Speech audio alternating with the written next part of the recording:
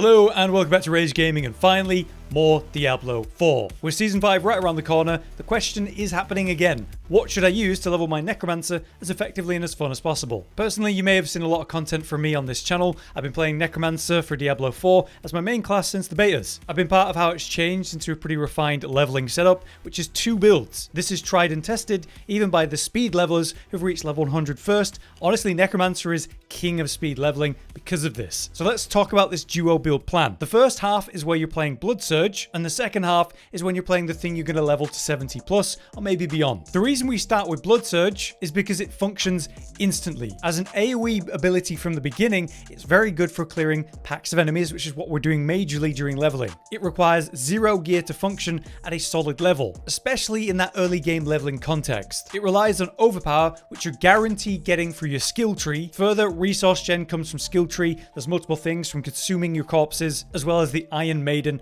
as free generators. It's instantly effective and significantly stronger than the other classes and builds in those opening very early levels. Even more so because the core stat updates coming in Season 5, if you're unaware, we're getting 1% more damage per 8 core stat compared to the previous 10, so the raw power of intelligence is going to be more effective. You may have found yourself excited by the blood related improvements like the Paragon stuff or the new uniques. Time will tell on those as we get to test these, but those are not relevant for your early leveling. So you're going to start with Blood Surge again. What are you going to transition into and when? That's the big debate right now, but I believe Minion Necromancer is not only the easiest and safest option, but is going to be a very good one. Minion Necromancer is not the king it was in Season 4 after a variety of nerfs and stuff they've been doing, but that doesn't mean it's not going to be instantly effective and again, so easy to play. Minions are so useful because in the open world they attack everything. They've apparently modified their AI to be even more aggressive, and there's great quality of life stuff coming in. Like if the Golem is far from your target location for its ability, it now leaps to that target. Key passives in the skill tree like Hellbent Commander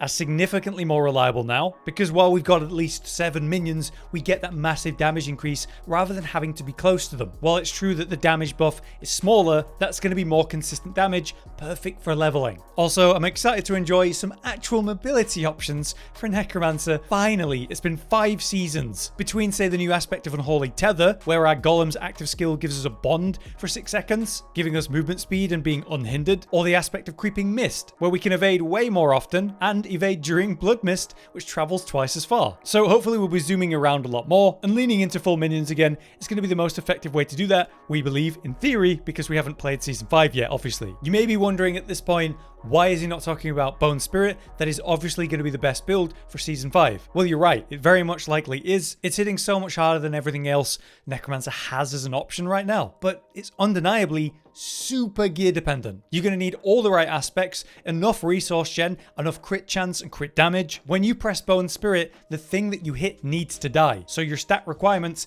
are very high before it's a reliable way to use it. Otherwise, you're just sat there with no resources, waiting for the cooldown of Bone Spirit too often. And I've never really liked the idea of that for leveling in general, because the Bone Spirit AoE just isn't big enough for wide clearing. I will of course be back with a guide on the topic in the opening days of Season 5 when we're transitioning to Bone Spirit, which we'll probably very likely be doing in the true endgame. They've also confirmed via Twitter that we're going to be getting Bone Spirit, Bone Prison and Bone Golem related stuff in the season journey, helping us transition into a true endgame build sooner. So this may help us actually transition into the Bone Spirit build even earlier, we'll see. What we need is a way to instantly get power, have that power scale effectively with us quickly and is easy to get, giving us time to collect the stuff we need to run Bone Spirit and transition into a Bone Spirit build in the endgame. So we're starting with Blood Surge, and then we transition into a summoning build for leveling. Then when we hit World Tier 4 and our ancestral gear begins being collected, we can start to organize our proper endgame build, which will no doubt be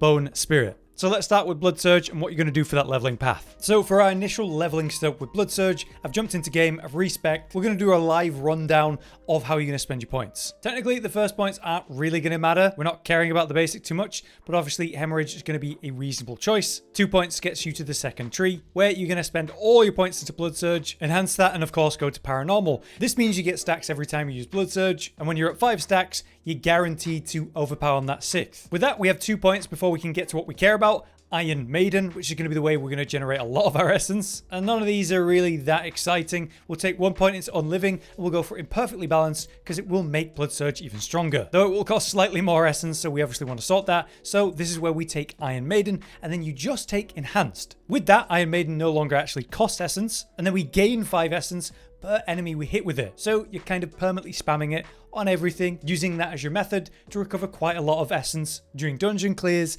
and in the open world. With that, we'll be applying it to everything we ever attack, so maxing out amplified damage for the big damage increase that provides is an obvious choice. Then we can actually get down to the next skill tree perfectly, where we can aim for the 2 main things we're looking for, past gruesome mending, so 1 point gets us there, we get 3 out of 3 coalesce blood, that means our blood skills are going to deal way more damage when we're healthy, and then maxing out tides of blood as well, increasing our overpower damage. At this point we've already got 23 points spent, and you won't be far away from going into World Tier 3 based on how it was in Season 4. This could be where you actually transition, but just to give you an idea of what to do next, we'll just make it basic, finish off Imperfectly Balanced, the obvious choice of Death's Embrace, which is going to increase the damage we deal to enemies close to us, and since we're blood surging, we need to be close to them, and we'll definitely be sacrificing our minions for the overpower increase. So standalone into Memento Mori will greatly increase those bonuses. Here we're only 1 point away from actually reaching our key passive, so why not just get a level of Blood Mist to have the utility of that, and then we can spend that last point into Rathma's Vigor. Now regularly as we're healthy for a while, we get an extra overpower and reduce that timer every time we pick up Blood Orbs. Then from there, just bringing in some utility through say Corpse Tendrils, and of course going for Plagued, and we'll pick up another option for resource gen through Corpse Explosion, Grim Harvest,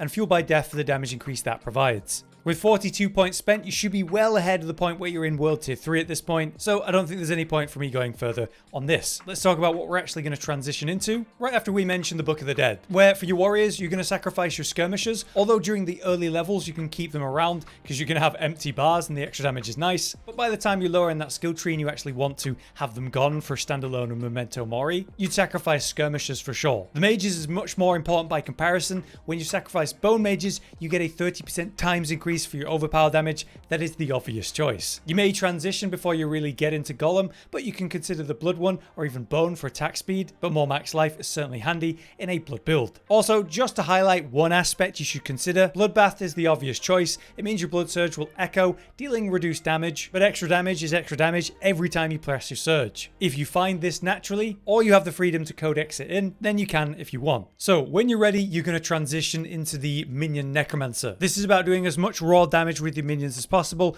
and obviously that's going to be focused on your golem. Because this is kind of raw instant damage, not say shadow damage over time, it's going to be more bursty than high DPS, which is what we're looking for during leveling. So this is what's going to be on my bars with that in mind. We of course have Raised Skeleton and both Golem as well, running Corpse Explosion and Corpse Tendrils, Decrepify on everything, and then we are using our ultimate skill, Army of the Dead. Let's have a look at the skill tree just for the basics of that. The first 2 points can go anywhere. We're not actually using a basic just to get us down here. We max out Hued Flesh and go for 1 point in Unliving Energy. Why not have more max essence? Since we do have to spend an extra point, at least this does something. That brings us down to the next tree where we are going to pick up Spiked Armor. You want to reach the armor cap. You take as many levels in this as necessary to get to that. Maxing out Skeletal Warrior Mastery, 1 point Grim Harvest to go for Fuel by Death because we are using Corpse Explosion as well, which we take to Blighted to make it Shadow Blight over the area that it explodes. Down onto the next tree, we're of course taking Decrepify and maxing it to Abhorrent for the CDR. We're cursing everything with that, so amplified damage, and as usual, Death's Embrace, Death's Approach, and maxing out Skeletal Mage Mastery. Down on the next tree, we take 1 point in Corpse Tendrils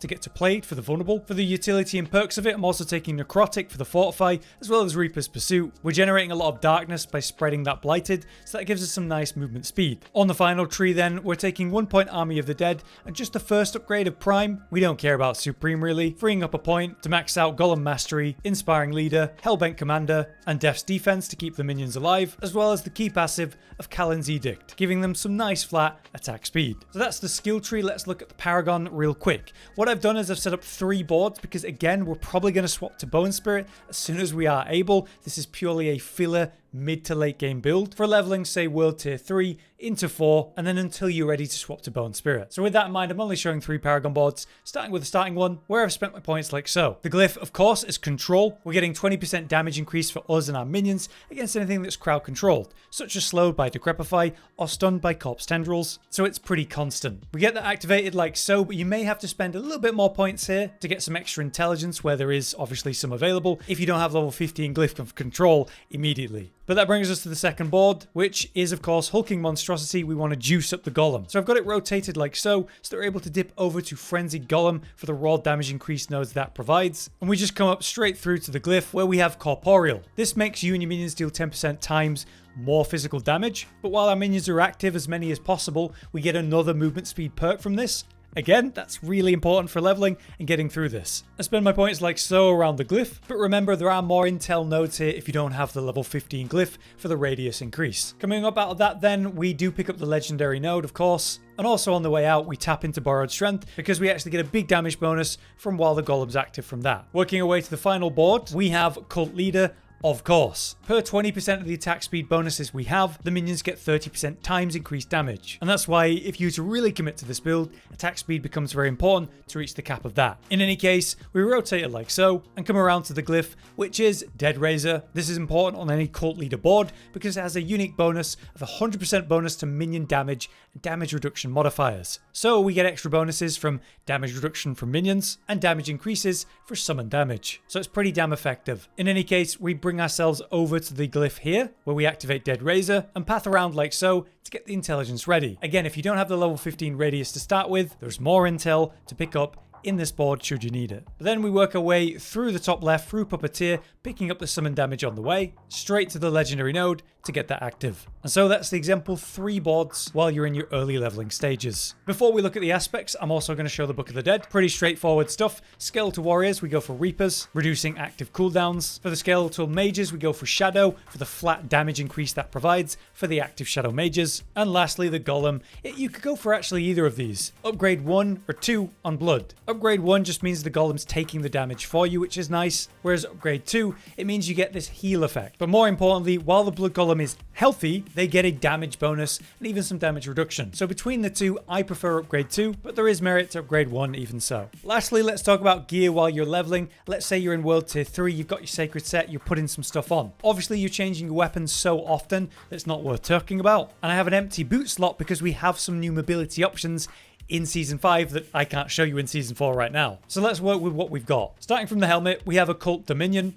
Of course, we're going to want to increase the amount of warriors and mages we have. That is vital to get as soon as you can. On your chest piece and leg piece, these can swap around, doesn't really matter which one it's on. But Hardened Bones is giving you some massive damage reduction, and Blood Getters is giving us a more empower effect from the Skeletal Priests. On the gloves, we have Grasping Veins, which has been altered in this patch. They've lowered the effects that it's giving us, so it'll be not as effective, but it's still a good aspect. We're looking forward to testing how worthy it is of the slot in the full release. More important than that is the jewelry. Starting with the amulet, we have Unyielding Commanders, giving us a big damage bonus while the Army of Dead is active. This is going to be more burst, which again I rate highly in the leveling process. But an alternative to that will be Reanimation, which I have on the ring. This is a flat damage increase as long as your minions are alive for 10 seconds and longer. That could go on your amulet instead for more consistent damage. It's up to you, and I don't think there's much in it for leveling anyway. The last thing I haven't shown you though is the other ring, which is of course Frenzied Dead, giving them some nice attack speed bonuses, leading into the Cult Leader legendary node. Now, as I said, there are new mobility options. For example, there's the aspect of Unholy Tether. Casting Golem's active skill creates a bond between you for 6 seconds. While that's active,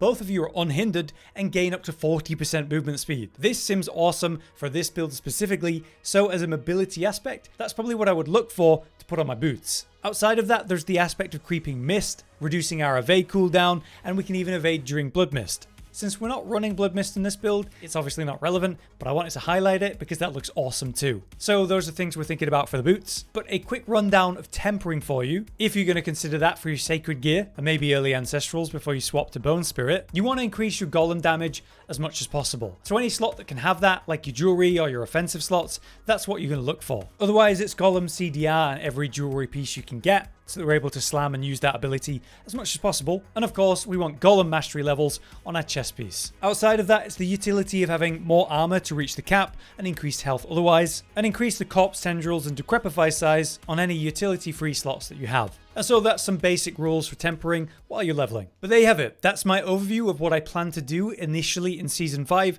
to level as fast as possible. The only thing I'm concerned about that we don't know right now is how quickly can we go into the Bone Spirit build. It very much looks like Bone Spirit's going to be the king of Necromancer in Season 5 initially, but getting the gear you need to run it properly is a tall ask immediately. Since they said it's going to be in the season journey, where we get these aspects at the different levels tied to Bone Spirit and Bone Prison, there's a chance that we'll be able to get what we need a bit sooner. But then there's still going to be stat requirements, like say how much crit you've got between crit strike chance and damage, and the fact that we're going to need a ton of resource gen in general for that. That's something I'm going to be looking out for, and obviously coming back to cover as soon as I know. But at least this should give you a good idea of what to do going into the season, and early on I'll have follow-ups and more information for you, again, as soon as we know. For now then, I'll see you in Season 5. Thank you very much for watching, and we'll see you soon. Josh, Cotton, and Hollow with the videos, dropping the humor like a hammer on your tippy toes, bringing entertainment on a daily arrangement to take our insanity and turn it into entertainment. Yes, I said entertainment twice, to reiterate that it is nice to look into your faces on a mostly daily basis when you let us in your homes to make the whole world a stage. Goodbye.